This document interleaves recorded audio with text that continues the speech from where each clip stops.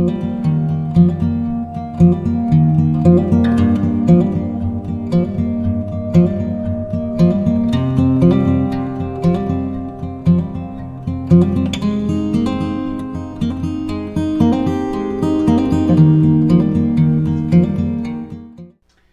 and welcome to Tarot with Tanya. This is 7 cards for 7 days, and we are looking at the week of Monday, May 20th to Sunday, May 26th.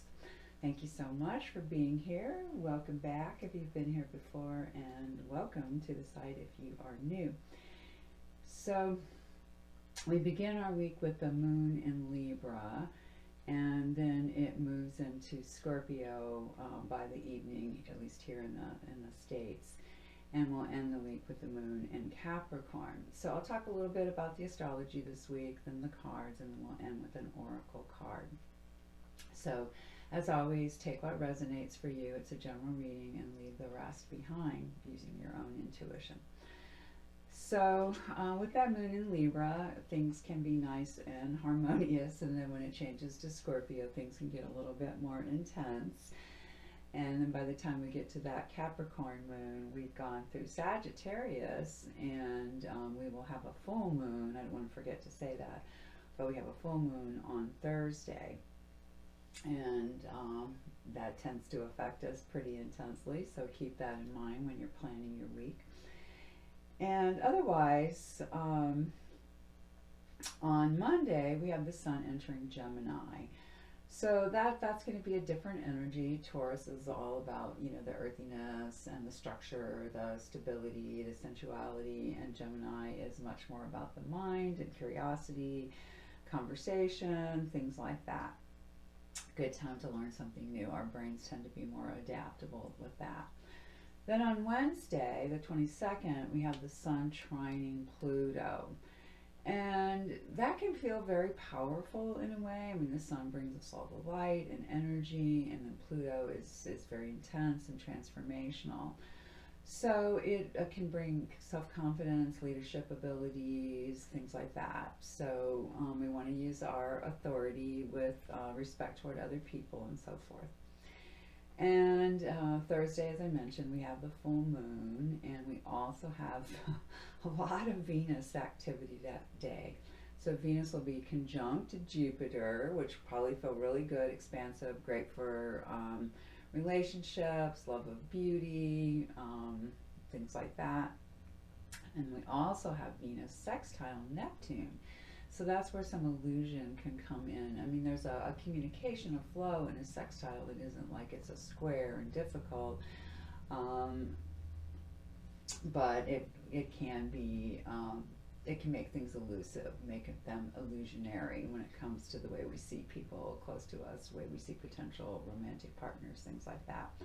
We also have Venus entering Gemini and sextiling, I said that, sextiling Neptune.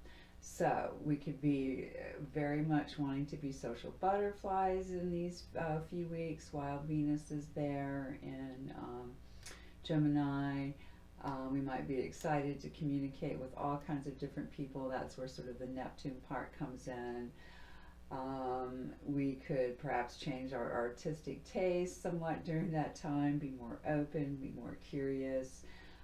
Neptune will do that, and again, we might be more idealistic, especially that particular day, and that would be that Venus conjunct Jupiter, excuse me, conjunct Jupiter and sextiling Neptune.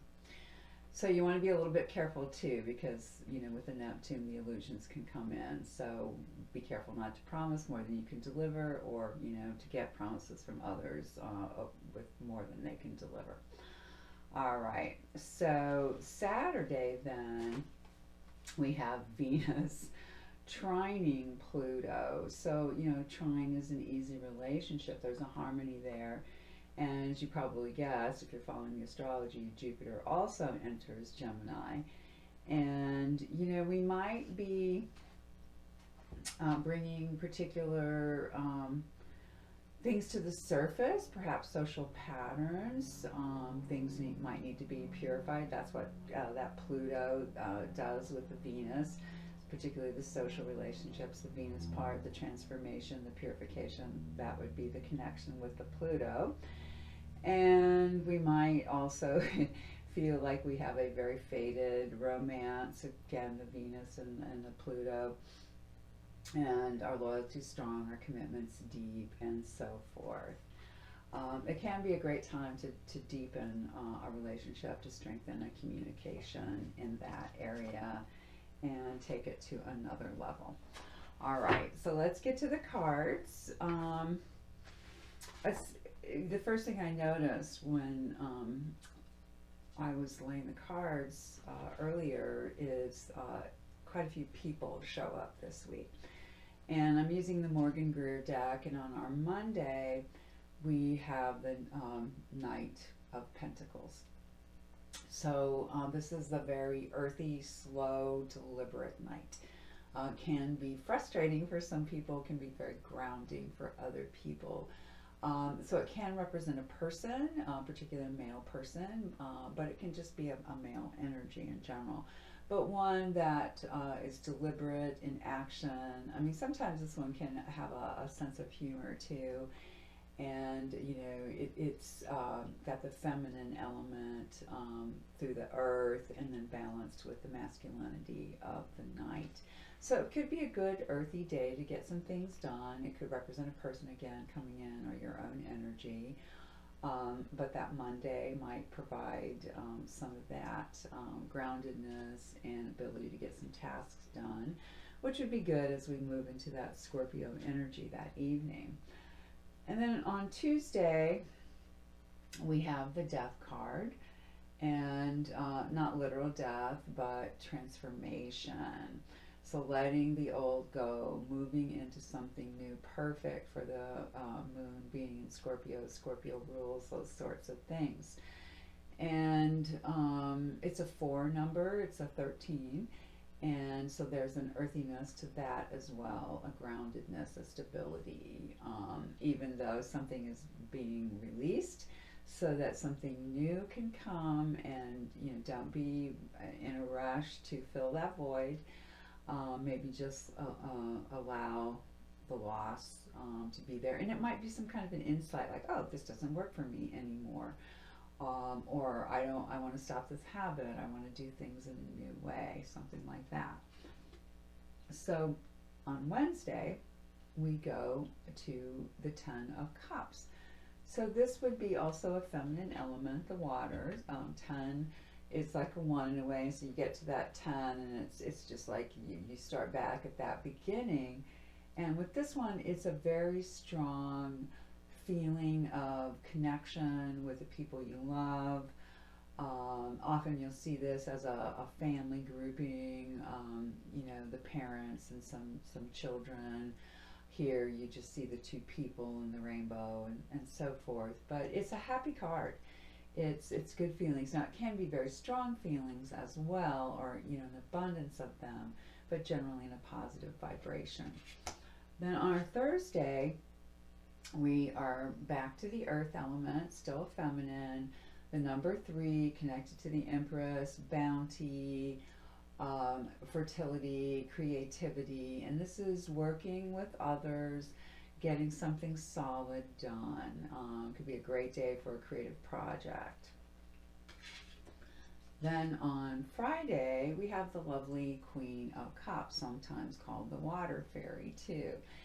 And it's a double feminine, as you know, water is a considered feminine element, and then of the Queen, of course. So it could be a very watery, emotional, intuitive kind of Friday, where we feel dreamy and we feel nurturing, or we want to be nurtured, or someone very nurturing comes into our lives.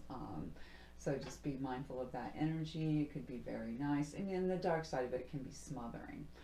So as I mentioned, we have a fair amount of people this week, so this is our second people person, and we'll end on one too. When we get to Saturday, we get our second major of the week, and that is the Empress. I'd mentioned that we had the 3, when we had the 3 of discs on Thursday, that this connects to the Empress and her creativity and abundance, She is very much, you know, queen of the material elements. On her dark side, it can get to the smothering point, you know, over nurturing, interfering in that way. But generally, it's a very beautiful, abundant card that encourages us to be generous and to be loving and to be manifesting. So, great energy for our Saturday. And then, as I mentioned, our last people card, and this is the Knight of Swords. So we began with a knight and we're ending with a knight. And, you know, now he's a double masculine because the air is represented by the swords, and that's considered a masculine element. And, you know, he's a knight. So this one, I'm just going to give you the dark side of this one first, and that is it can be very sharp and severing. Coming in with the sword, coming in with ideas, not taking others into account, not taking the emotional or earthy needs that we have into account. On the very positive side, it can be quick thinking, it can be solving problems, it can be coming up with solutions, cutting through the crap. So hopefully that's the kind of energy it brings in. It'll be something new, something different. And I think the point here is just to be mindful of what that messaging is. It can be very verbal, very mental because of it being the swords. So again, beginning with a person card, ending with a person card, having one on our Friday. Could be a busy week for the people. We have those two majors, that gives us some balance, something ending, and then something beginning. All right, so we will end with a card from Enchanted Blossoms, and what came up for us today was bravery. And that is oak leaves and the butterfly, because that's what each one involves, a plant and a butterfly. And our butterfly is the purple hair streak. So I hope you can see some of that. Of course, it's, you know, it's an artistic rendering there. So very few trees have as ancient or symbolic history as the oak. The Celts and the Druids are but one example of the many gods and mythos that call the oak sacred.